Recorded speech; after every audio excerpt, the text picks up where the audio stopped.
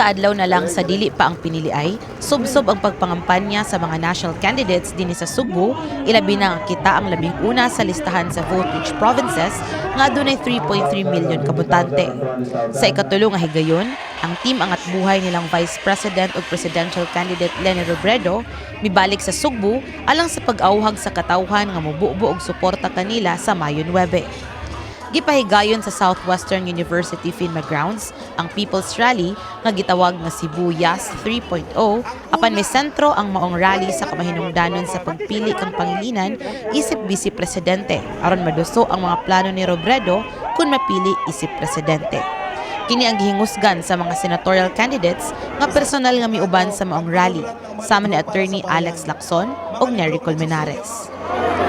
Kung gusto natin ng independent foreign policy, hindi maka-Amerikano, hindi maka-Chino, kundi maka-Pilipino, iboto natin si Kiko Pangilinan. Ganun ka-importante ang eleksyong ito dahil 6 na taon ng paghihirap ang pwedeng mangyari kung magkamali ang boto natin. Susama sab nga mensahe ang gipalanog ni re-electionist Cebu Vice Governor Junjun Davide ug Cebu City Vice Mayoral Candidate Bimbo Fernandez. Kayo ang presidente! Vice Presidente! Salamat kayo ninyo! Salamat kayo ng hapon ninyong tanan din ni Cebu City. Sabi ninyo sa probinsya, pusok kayo si Leni. Ako ang pamina mo daog si Leni sa probinsya. Kung niya dakpayan sa Sugbo, mo daog hapon si Leni Robredo.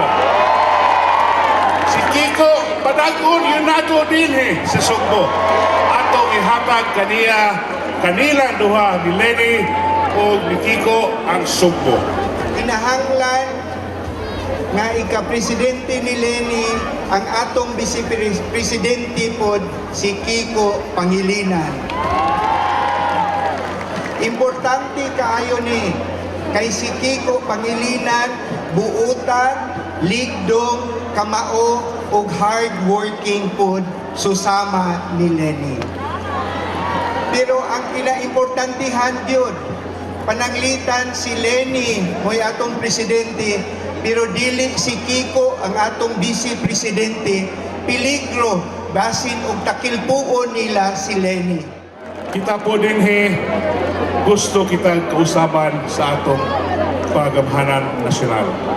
Una nakita yun ako sa tanang mga kandidato, pagka-presidente o pagka-vice presidente, sila lang yung duha ang para kanako kwalipikado, preparado o dunay katakos nga mahimong leader nato sa atong nasod. Gawas sa mga performers atol sa mga rally, ang highlight sa mga kalihukan mao ang mensahe sa mga representante sa mga sectoral groups sama sa kababayen-an, kabatan-unan, urban poor, mag-uuma ug mananagat ug mga mamumuo. I just want to say a few things. Samtang ang kapikas ni Pangilinan nga si Sharon Cuneta, emosyonal sab nga nangayo sa suporta sa mga Sugbuanon. Gani iya pang giauhag ang mga nitambong sa rally nga moapil sa pag-ampo. Ang bagong sinabi, yung mga supporters daw niya, niyaya niya, sumama sa kanya sa impyerno. Sabi niya, bakit ayoko? Sa heaven tayo eh. Pag binoto niyo si Ma'am Leni, ibig sabihin gusto niyo ng pagbabago, gusto niyo ng gobyernong tapat, gusto niyo umangat ang buhay ng lahat. Bakit niyo pahihirapan si Presidente Leni pag hinalal natin siya? Pinili na niya yung gusto niyang kakampi niya at partner niya at katulong niya sa pagsulong. At ang VP na pinili niya, ang lagi niyang sinasabi, hanggang dulo my VP is only Kiko Pangilinan. This is hard for me. I don't like this life. But you need Kiko with Ma'am Leni, and I'm giving him to you. I'm giving him to you because you need him to serve you and to accompany Ma'am Leni in this journey to making the Philippines a country to be proud of again. Let's go. Hingpit ang suporta sa pamilyang Pangilinan sa kandidatura ni Kiko. Gani kompleto ang pamilya nilang Anthony Pangilinan, igsoon ni Kiko, sa maong rally. Apil na ang usa sa inilang aktor na si Donnie Pangilinan, kauban ang iyang ka-love team na si Bel Mariano.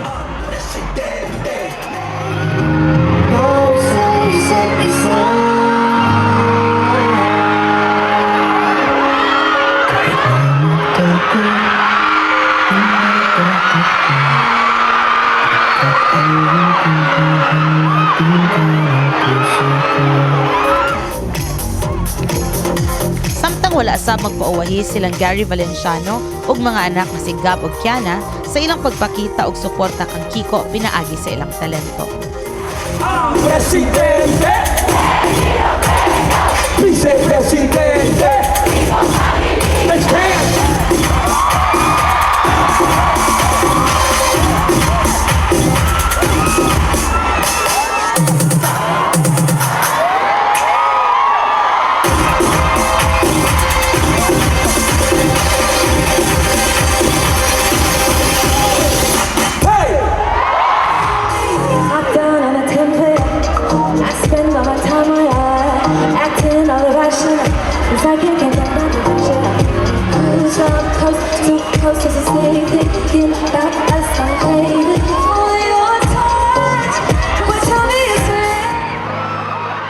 Apil sa mga nilingaw sa mong rally mao ang Asia Songbird nga si Regine Velasquez, aktor ug comedian nga si Leo Martinez ug singer nga si RJ De La Fuente ug ang bandang Moonstar 88 ug uban pang local artists sa Sugbo.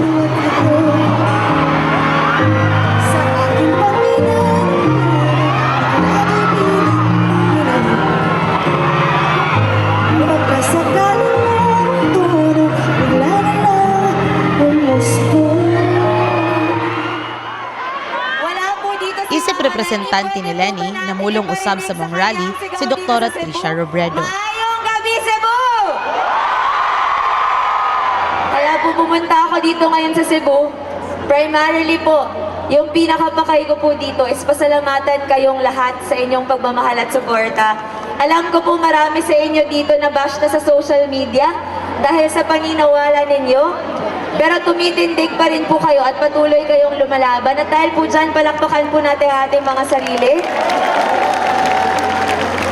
Ang sunod ko pong hihingin sa inyo, meron pa tayong ilang araw bago matapos ang official campaign period. May energy pa po ba tayo? May energy pa.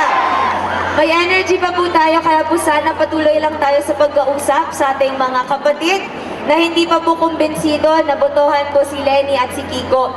Pakita po natin sa kanila gamit ang track record at resibo natin. At darating na ang Mayo 9, ilugluk-gluk na natin ang gobyernong tapat. Samtang dako ang pagsalig ni Pangilinan nga mopadayon ang momentum sa ilang pagpangampanya, pipila na lang kaadlaw sa dili pa ang piniliay. So yes, this is part, I think, of the entire country's desire. In many parts of the country, ganyan ang nangyayari. In places we don't expect. Yung mammoth size rallies and the energy and the zeal and the passion, talagang nawawala yung pagod. Wala na nga yung boses ko pero bumabalik dahil sa adrenaline. Based on the latest polling, of course, meron din tayong internal polls and Google Trends. Mukhang merong momentum, no, for Lenny and myself. So we're very hopeful and optimistic that we will do well, we will do good here in Cebu. Wasab kapugong si Pangilinan nga tubago ng issue kalabot sa posibleng pagpanika sa umaabot nga eleksyon. There will be voter suppression that may be employed. Mas mabuting wag nang magsuot ng political colors.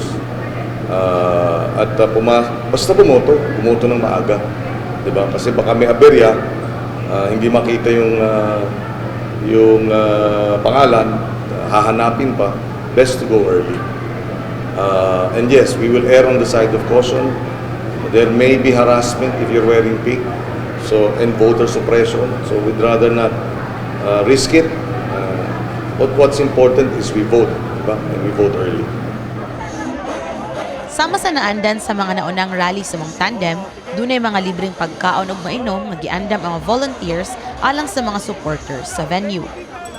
Samtang niadtong Martes, may bisita sab sa Sugbo ang aktres nga si Angel Locsin ug mihimo sa house-to-house ug market campaign didto sa isla sa Olango sa Dakbayan sa Lapu-Lapu.